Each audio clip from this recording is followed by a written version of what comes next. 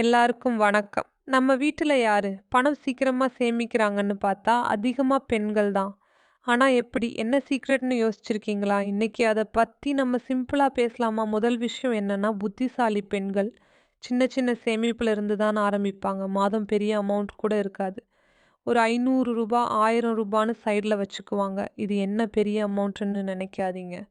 அதே மணி தான் சில மாசத்துல பெரிய தொகையா மாறும். இதுதான் ரியல் டிஃபரன்ஸ். 2வது ஒரு முக்கியமான விஷயம்.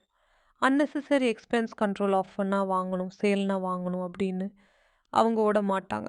இது நமக்கு தேவையா இல்லையா? தான் முதல்ல யோசிப்பாங்க. இந்த ஒரு ஹேபிட் இருந்தா கிட்ட இருக்கும் பணம் அப்படியே சேமிக்கலாம். 3வது அவங்க ஒரே இடத்துல மட்டும் சேமிக்க மாட்டாங்க. கொஞ்சம் பேங்க்ல, கொஞ்சம் கோல்டுல, கொஞ்சம் வேற சேவிங்ஸ்ல அப்படின்னு மிக்ஸ் பண்ணுவாங்க.